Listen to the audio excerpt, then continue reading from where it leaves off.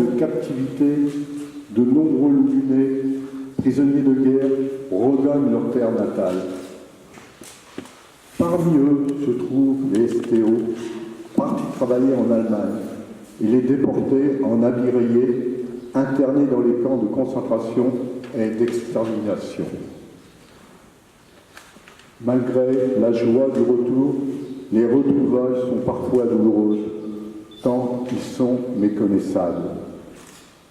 Ils ont subi tant de privations, d'humiliations, de promiscuité. Leur santé s'est dégradée au fil du temps.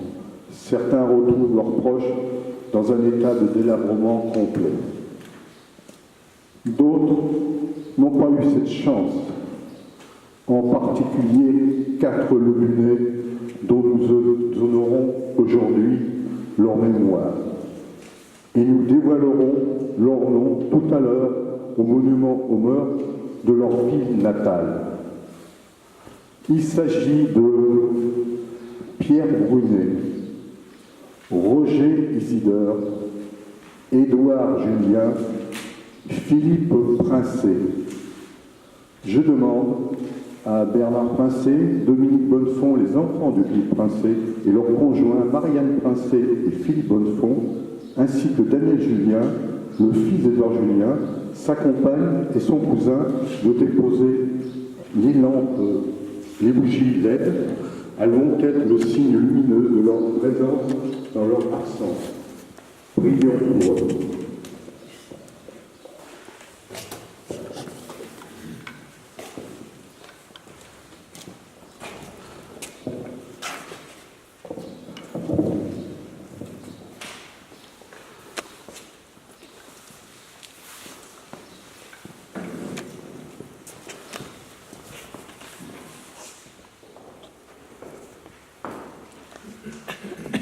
Toi qui aimes tous les hommes, Seigneur, et qui les as créés pour qu'ils soient heureux, apprends. Gloire à Dieu, au plus haut des cieux, et paix sur la terre pour sa bénie, pour ton règne qui vient. Gloire à Dieu, au plus haut des cieux, et paix sur la terre aux hommes qui l'aiment. Gloria, gloire à Dieu.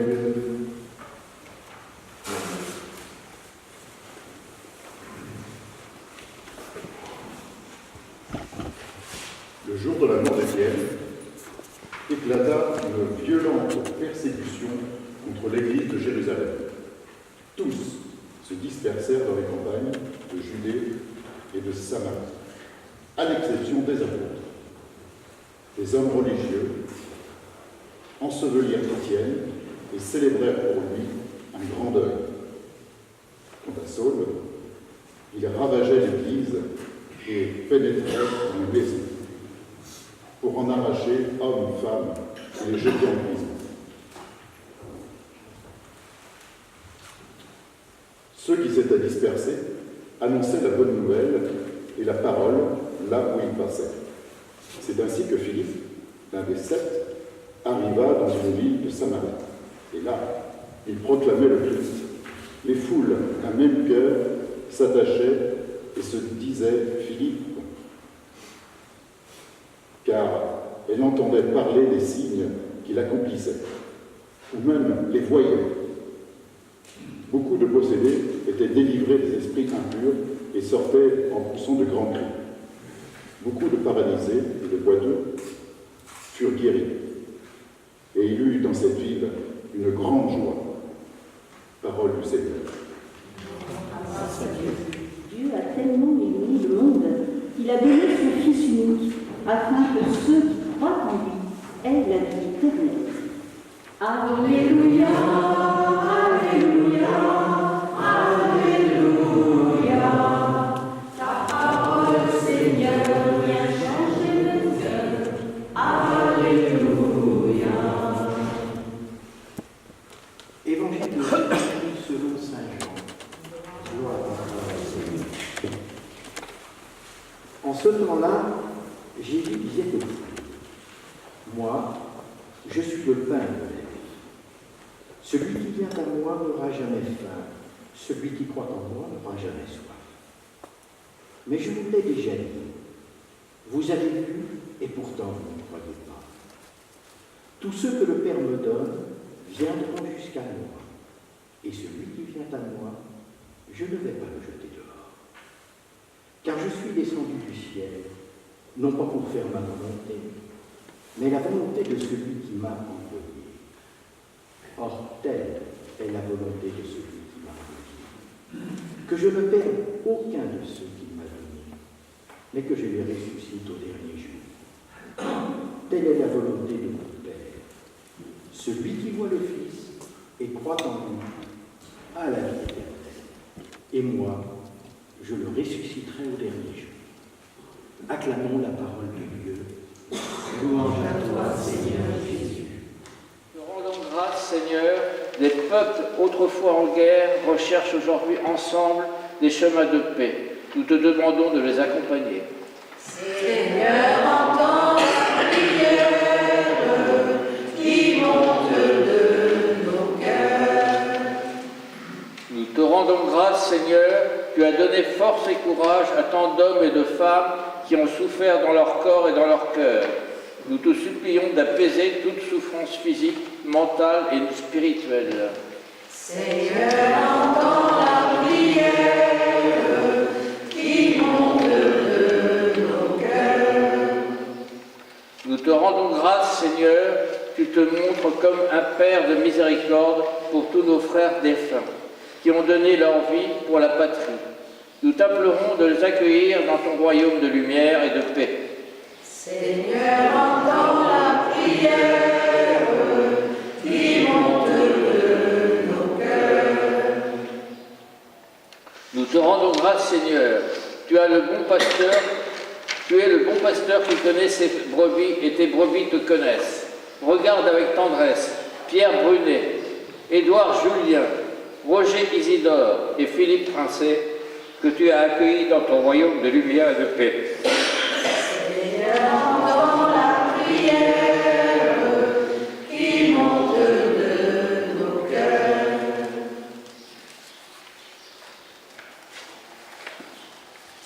Et voici le moment de la quête.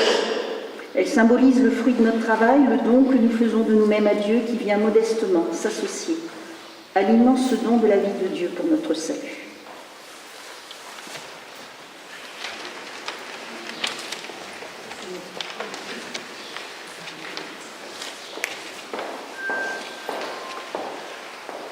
Là où est l'offense, que je mette le pardon. Là où est la discorde, que je mette l'union. Là où est l'erreur, que je mette la vérité. Là où est le doute, que je mette la foi. Là où est le désespoir, que je mette l'espérance. Là où sont les ténèbres, que je mette ta lumière. Là où est la tristesse, que je mette ta joie. Ô Seigneur, fais que je ne cherche pas tant à être consolé qu'à consoler, à être compris qu'à comprendre, à être aimé qu'à aimer. Car c'est en se donnant que l'on reçoit, c'est en s'oubliant à soi-même que l'on trouve, c'est en pardonnant que l'on obtient le pardon, et c'est en mourant que l'on ressuscite à l'éternelle vie.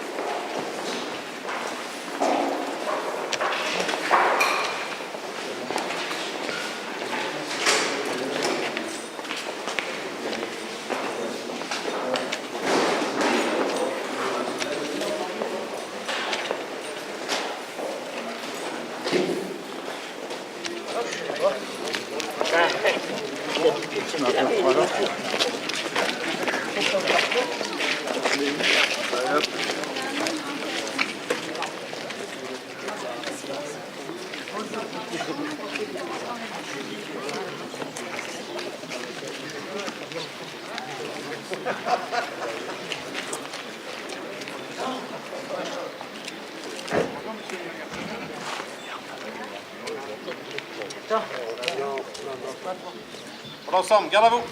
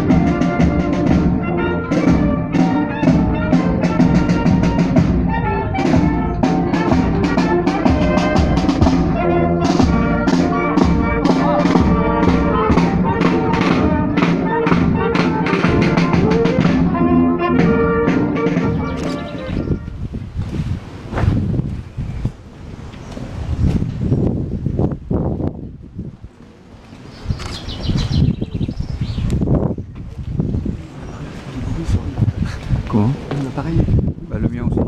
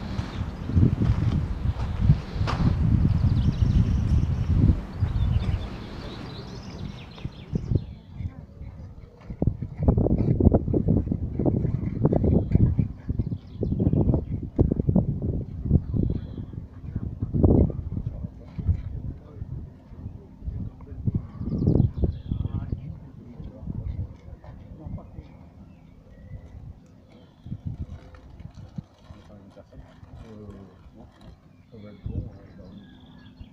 Alors, dépôt de gerbe en la mémoire de Loche et Mappa.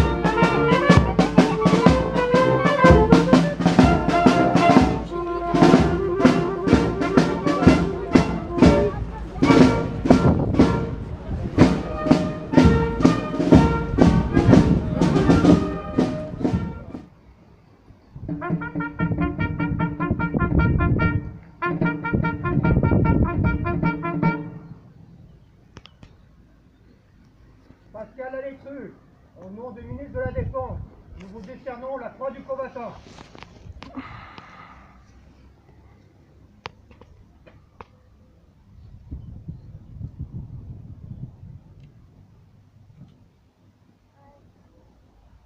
Fermez le banc.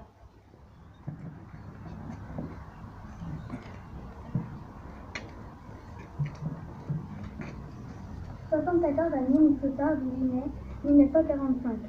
Qui a vu la capitulation sans condition de l'Allemagne nazie? Ce moment déterminant mettait un terme à la guerre en Europe et annonçait la fin proche de la Seconde Guerre mondiale. En ce jour anniversaire, rendons hommage aux soldats de toutes conditions et de tout grade, des forces françaises libres, des forces françaises de l'intérieur, des armées alliées aux résistants de tout pays qui formaient la coalition anti-hitlérienne, ainsi qu'aux victimes civiles et aux martyrs des camps de concentration et d'extermination nazis.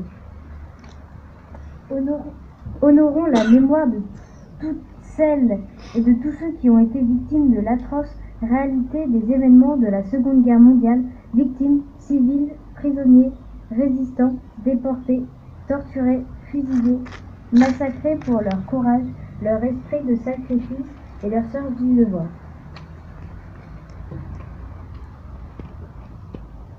En cette année du 75e anniversaire des premiers combats de la libération, rendons hommage à toutes celles et tous ceux qui ont consenti le sacrifice suprême pour rendre à la France son honneur et sa liberté.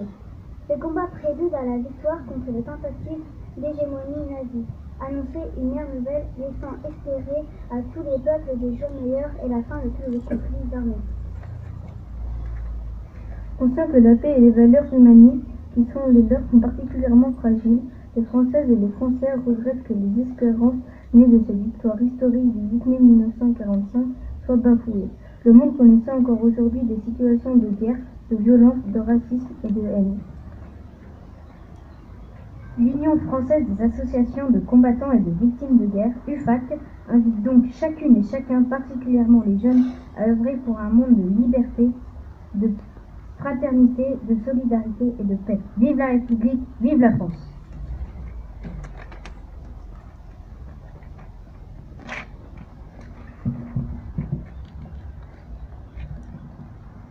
Message de Geneviève Dariussec, secrétaire d'État auprès de la ministre des Armées. La guerre est gagnée, voici la victoire. C'est la victoire des Nations Unies et c'est la victoire de la France. La voix solennelle qui porte ce message dans l'après-midi du 8 mai 1945 est celle qui, depuis le 18 juin 1940, incarne la France dans la guerre.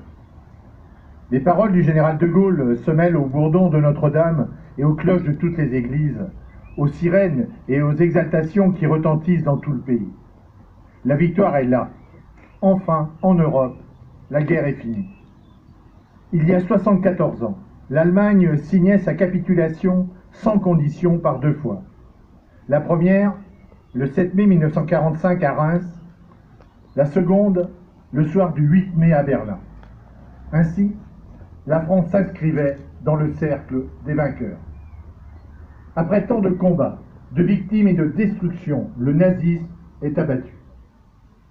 C'est la victoire sur une idéologie totalitaire, raciste et criminelle qui a mené la violence jusqu'à sa plus effrayante extrémité.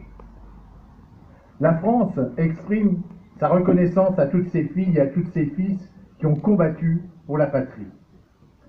Les combattants de 1940, les Français libres, tous ceux qui ont répondu à l'appel de la résistance, les armées de Leclerc et de Delattre. La France se souvient des déportés qui ont souffert de la barbarie et des victimes des camps de la mort. La nation n'oublie pas tous ceux qui ont subi les conséquences du conflit, les prisonniers, les victimes civiles, les veuves et les orphelins. La France exprime sa reconnaissance aux femmes et aux hommes issus des nations du monde entier qui ont conjugué leurs efforts pour nous libérer et restaurer la dignité humaine.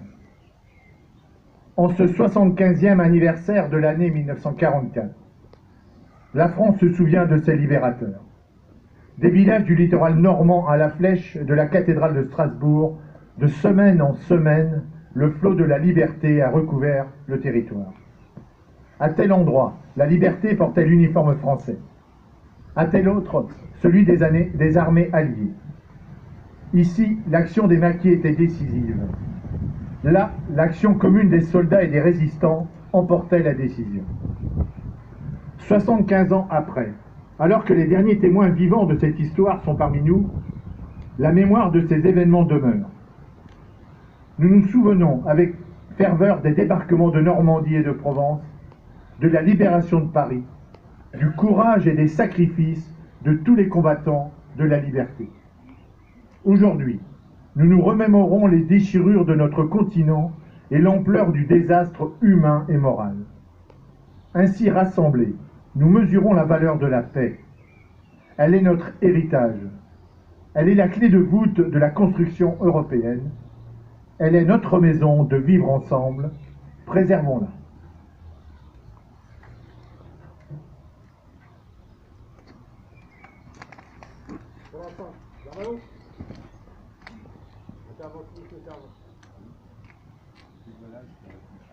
Dévoilage de plaque.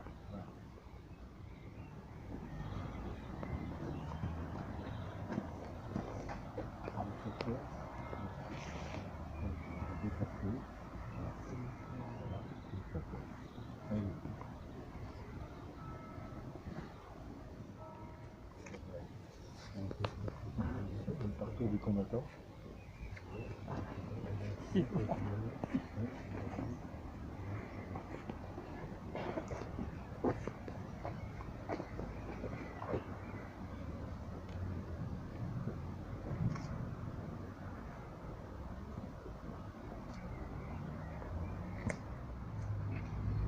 Aujourd'hui, nous rendons hommage à 4 loups du nez qui ont péri pour la liberté et l'honneur.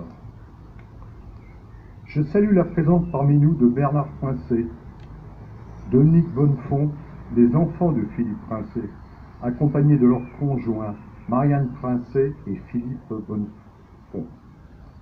De Daniel Julien, le fils d'Édouard Julien, et de sa compagne et de son cousin. Et je pense à sa fille Anne que j'ai eue au téléphone, et elle doit penser beaucoup à cette cérémonie, à son grand-père. Il s'agit de Pierre Brunet, né le 2 septembre 1920 à Loudun. Il décède le 10 juin 1940 à l'hôpital de Melun des suites de ses blessures contractées face à l'armée allemande. Mort pour la France, il n'avait pas 20 ans. Roger Isidore, né d'une famille loudunaise très honorablement connue, s'était fixé à Angers, où il avait su conquérir de réelles et nombreuses sympathies grâce à l'affabilité avec laquelle il se mettait au service de tous. Musicien de talent, il faisait partie des orchestres de théâtre municipal et des concerts populaires, où il jouait du chœur d'harmonie. Il dirigea l'harmonie de Trélazé. Roger Isidore avait déjà fait la guerre en 1914-1918 et son héroïque conduite lui avait valu d'être fait chevalier de la Légion d'honneur et décoré de la Croix de guerre.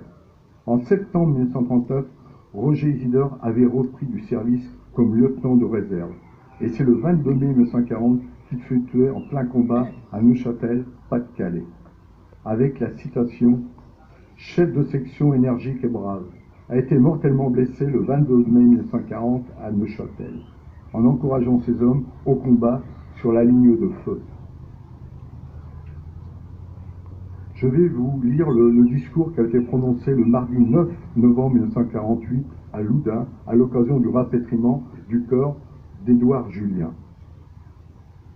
Édouard Julien, né le 5 août 1911 à Loudun, d'une famille de cheminots, ouvriers du bâtiment, il conquit très vite la sympathie de ses camarades qui en gardent un vivant souvenir. Fait prisonnier, tu es interné au stalag de Bonn-Duisdorf. Comme l'immense majorité, tu as, chers camarades, pendant toute ta captivité, vécu pour ta chère famille, eux en toi, toi en eux, avec cette dignité qui nous soutenait tant derrière les barbelés. Quel immense espoir lorsque nous sentions les Alliés approcher, mais l'hydre nazi, ne voulant point pour autant lâcher ses esclaves, entreprit l'évacuation des camps vers le centre du Reich. Cette marche éreintante, imposée à des captifs, permettait ainsi de camoufler des soldats en repli, combien de camarades sont ainsi tombés. Le 21 mai 1945, les Alliés, en mitraillant des colonnes militaires, fauchaient 15 des nôtres, parmi lesquels se trouvait Julien Édouard. Les lettres émouvantes de tes camarades qui ont assisté tes derniers instants nous disent combien ton âme était près des siens. Ton dernier soupir fut un souffle d'amour pour ta chère épouse et tes chers petits. Tu es mort en soldat captif dont l'esprit est resté celui d'homme libre. Philippe Princé, né le 15 juin 1897 à Loudun. Engagé volontaire pendant la Première Guerre mondiale du 17 avril 1916 au 25 septembre 1919.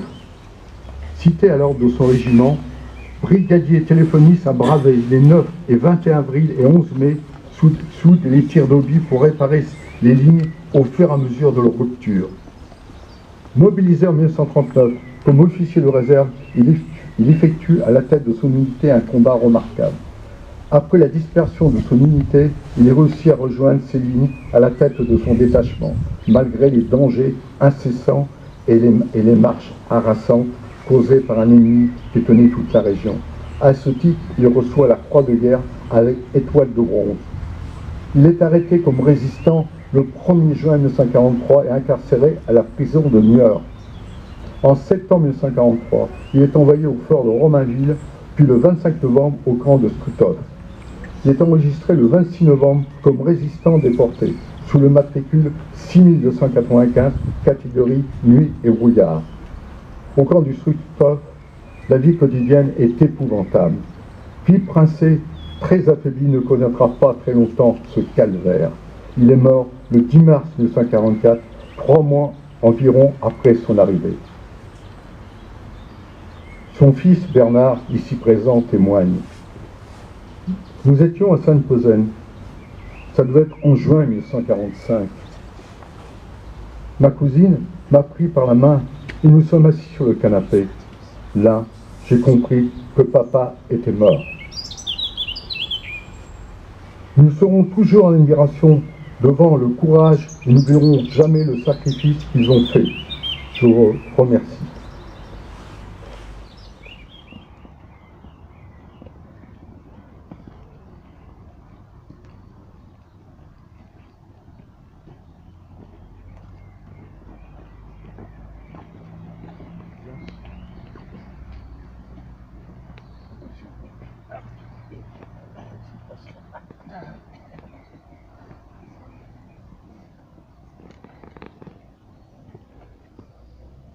Aux morts.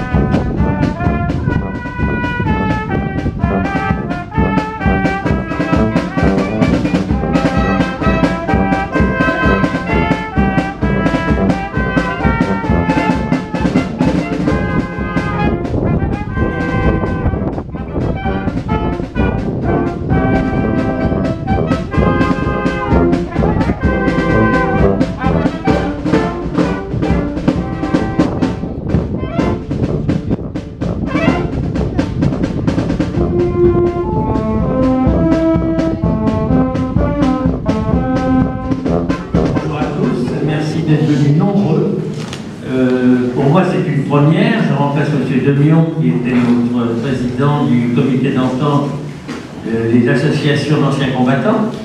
Donc je le remplace temporairement jusqu'aux prochaines AG qui auront lieu au mois d'octobre.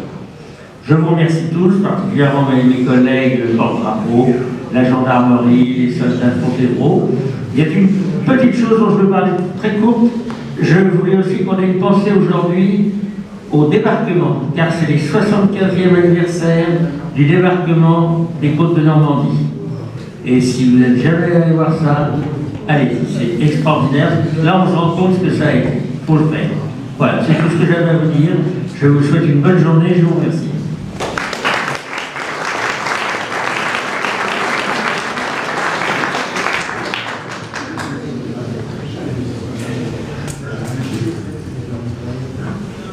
Quelqu'un qui a perdu une médaille. Elle est là. Bien.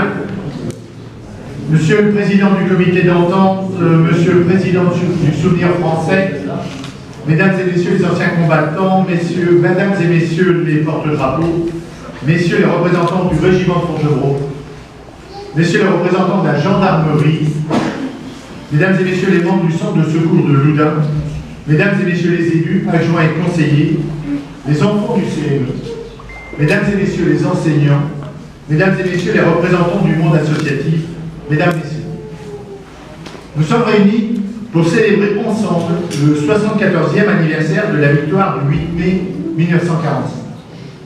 Et aujourd'hui, un petit peu de façon particulière, nous avons dévoilé au monument les noms des 4 anciens combattants morts pour la France, M. Philippe Princet, M. Édouard Julien, M. Pierre Brunet et M. Roger Isidore, tous nés à Loudun.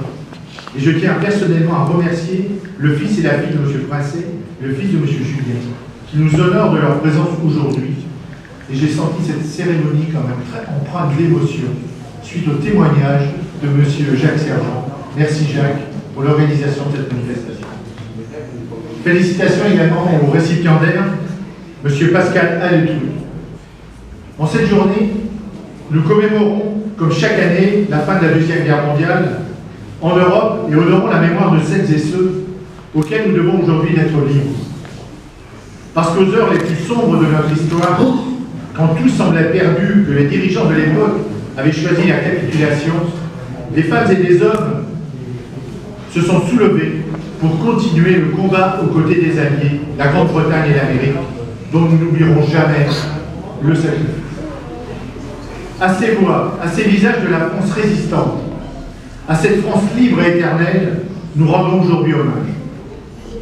Aux résistants, aux maquisards, à ceux qui cachaient des enfants juifs parmi leurs propres enfants, à ces héros du plateau de Glières et du Vercors, à ces pêcheurs de l'île de Saint, qui tous ont rejoint le général de Gaulle en 1940. Ils ont risqué ou donné leur vie au nom de l'idée qui se faisait de la France. Je n'oublie pas non plus ces soldats, des troupes coloniales venues d'Afrique, du Maghreb, d'Indochine, qui se sont battus sous le drapeau français pour défendre les valeurs universelles de la France. Ce 8 mai, nous ne célébrons pas seulement une victoire militaire, mais avant tout une victoire morale. Une victoire du bien contre le mal, de ce qu'il y a de plus grand dans l'homme contre ce qu'il peut y avoir de pire en la vie. S'il y avait une seule leçon à retenir du 8 mai 1945, ce serait d'ailleurs celle-ci: ne jamais rien lâcher sur ce qui fait notre humanité, ne jamais transiger sur les valeurs qui sont les nôtres. Aujourd'hui, notre génération, ma génération et celle des jeunes, nous avons le devoir de continuer à nous battre à notre tour pour les valeurs au nom desquelles ils se sont sacrifiés. Face aux défis qui sont les nôtres désormais dans une Europe en paix, mais un monde incertain et fragile. Aujourd'hui, dans chacune des communes de France, la nation rend un hommage solennel aux vainqueurs de la Seconde Guerre mondiale, mais aussi et surtout à toutes les victimes de cette tragédie sans pareille. Chaque année, nous commémorons ce souvenir, chaque année, l'émotion est intacte. Notre mémoire populaire porte le deuil de 60 à 80 millions de victimes, de pères, de mères, de frères, de sœurs, d'enfants, de 35 millions de blessés et de 3 millions de disparus. nous devons nous souvenir de toutes ces vies perdues. Pour la première fois dans l'histoire de l'humanité, cette guerre fit plus de victimes civiles que militaires. Parmi ces victimes, des Loudunais et des Loudunaises ont connu cette destinée terrible. Nous pensons à eux. Dans toutes les péripéties de son déroulement, cette guerre a laissé des traces indélébiles. Pour ceux qui l'ont connue, et plus encore pour ceux qui en ont été des victimes directes. Un jour enfin, après des années de souffrance, grâce au courage et au sacrifice de millions d'hommes et de femmes, la guerre prit fin. Mais la célébration de la victoire du 8 mai 1945 n'est pas seulement l'affaire des anciens combattants, des élus et des corps constitués. Elle est fondamentalement l'affaire de tous les citoyens. Aussi, je tiens à remercier les associations patriotiques, les porte-drapeaux, les pompiers, le régiment de Fontevraud, les gendarmes, les membres de l'harmonie municipale, les enseignants, les enfants du CME, des écoles de Loudun, pour votre présence à cette très belle cérémonie. Un merci tout particulier à Yaël, Antonin, Louis et Maxime, élèves de l'école du Martret, pour la lecture du message de l'UFAC. Il est important d'associer la jeunesse à cette manifestation pour que vive le devoir de mémoire. Il est de notre devoir à tous de dénoncer partout dans le monde les tentatives d'atteinte aux droits de l'homme. C'est au quotidien que nous devons être vigilants pour défendre les valeurs telles que le respect des autres, l'acceptation des différences, la tolérance, la solidarité et le respect. Le 8 mai 1945 s'achevait une tragédie. Cette victoire représente le fruit de l'effort, du courage, du sacrifice de toutes celles et ceux qui n'ont jamais désespéré et qui ont eu foi en l'humanité. Merci à vous toutes et tous d'avoir partagé avec nous ce moment de recueillement. Votre présence honore nos compatriotes qui ont donné leur vie pour la patrie. Vive la République et vive la France.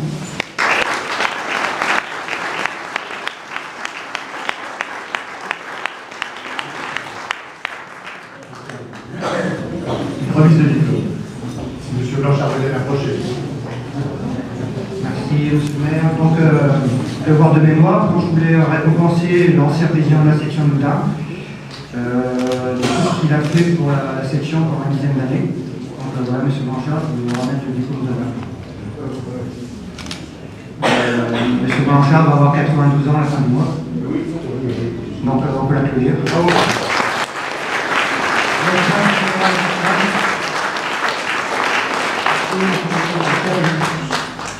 Très bien.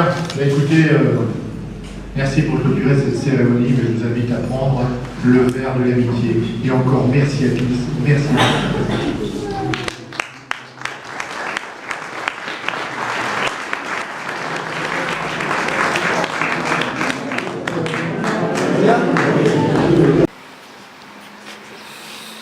Bonjour, vous êtes Daniel Julien, le fils d'Édouard Julien, qui était né à Loudun et qui est parti en 1939 pour faire la guerre et qui n'en est jamais revenu.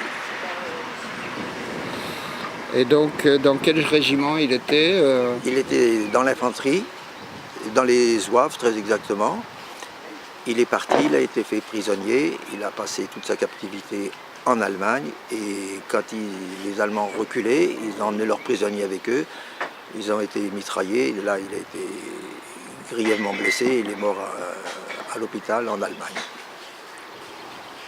Et donc il n'y avait pas eu de cérémonie pour l'instant, c'est-à-dire qu'il n'a pas été inscrit? Non, il avait été oublié, comme ça, il était inscrit sur le monument aux morts et ben, il fallait réparer ça, j'ai mis du temps, mais enfin, c'est fait. Et j'en suis bien heureux. D'accord, merci. Bonjour. Vous êtes les enfants de Philippe Princet. Et alors, Philippe Princet, donc il a été oublié sur le monument aux morts. Et vous pouvez me raconter un petit peu son histoire? Philippe Princet est né à Loudun et en 1898. Et donc son père était notaire ici à Loudun. Ensuite ils sont partis à La Rochelle. Voilà. Et il est sur Paris, il a fait la guerre de 14, il s'est engagé volontaire en 17. Oui, on n'en a pas voulu dans un premier temps. Il s'est engagé volontaire en 17. Il a fait donc une partie de la guerre de 14 en tant qu'il s'est occupé de la transmission. Oui, exactement. Voilà, de la transmission. Et ensuite, donc, il a été libéré. Il a été gardé un peu, je crois. Il est resté un peu. Il est resté un peu. Et puis, ensuite, bon, il a travaillé à Paris. Il est parti au Maroc. Il a travaillé à Paris. Il a travaillé avec son père déjà. Ensuite, il s'est occupé de chevaux, puisqu'il faisait de l'élevage de chevaux. Ensuite, il s'est marié avec notre mère. Notre mère. Ils sont partis au Maroc. Il est parti au Maroc pour travailler. Ensuite, il est revenu en France. Il a fait une partie dans le sud. Puis ensuite, il est retour à Paris. Il y a eu la guerre. Il a été donc rappelé en tant qu'officier de réserve. Il a fait toute une campagne dans le nord de la France. Il a ramené il était dans l'artillerie. Il a ramené tout son monde. Il a réussi à ramener tout son monde sur le côté français. Et ensuite, il a été démobilisé dans le sud de la France. Ils sont revenus à Paris. À Paris, quand le maréchal Pétain a serré la main à Hitler à Montoire, il a complètement refusé, puisque pour lui, au départ, le maréchal Pétain était le libérateur pendant la guerre de 14, la bataille de Verdun, mais il n'a pas du tout admis la position de Pétain avec Hitler. Donc là, il est rentré dans la résistance. Il faisait partie d'un mouvement dont on ne connaît pas le nom. Pas exactement le nom, puisqu'il était très discret à ce sujet-là. Maman essayait de savoir après-guerre, mais elle n'a jamais pu remonter les filières. On sait qu'il était donc arrêté à la maison, à Paris, par la police française, et remis à la gendarmerie allemande. Et il est parti à Niort, on l'a amené à Niort, parce qu'on avait une maison à Niort où ils avaient trouvé, mon père avait une collection d'armes, ils avaient trouvé des armes anciennes, non des Lebel, qui pouvaient encore tirer les cartouches actuelles, pendant la guerre. De l'époque. Et puis de là, il est rapatrié à Romainville, et de Romainville, il est envoyé au camp de Struthof, où il est parti en tant que prisonnier, nuit et brouillard. Nietzsche, je sais pas en allemand, nuit et brouillard. Et on ne savait pas où il était. Je me souviens que maman me promenait dans Paris, dans des bureaux où se trouvaient des Allemands, pour essayer de savoir où c'était. Oui, moi je m'en souviens aussi. Et j'ai un souvenir qui m'avait frappé à l'époque, c'est que pendant ces bureaux, il y avait les Allemands se partageaient, les soldats allemands, des gros mottes de beurre, et j'avais jamais vu ça de ma vie. Bon, ceci dit, on a appris sa mort après la guerre par un père dominicain, père dominicain qui était prisonnier avec lui et qui nous a raconté la fin de sa vie. Voilà. Et on a su qu'il était parti parce qu'il avait jeté un mot par la fenêtre du train. Il était parti en Allemagne. Et un cheminot l'a retrouvé et l'a amené chez ma grand-mère. Voilà. Donc on a appris sa mort après-guerre par ce père dominicain. Et voilà. C'est tout ce qu'on peut dire brièvement. Voilà. Donc aujourd'hui, vous êtes satisfait que... Aujourd'hui, pour nous, puisque notre père, on ne sait pas, il est dans une fosse commune, il n'avait pas de lieu où il reposait, où sa mémoire était présente. Et là, pour nous, c'est un grand jour, puisque c'est important de savoir que finalement, à Loudun, on a remis en place son nom, son histoire et sa mémoire. Voilà. Et grâce à monsieur... Grâce à Jacques Cherjean. Ok, je vous remercie.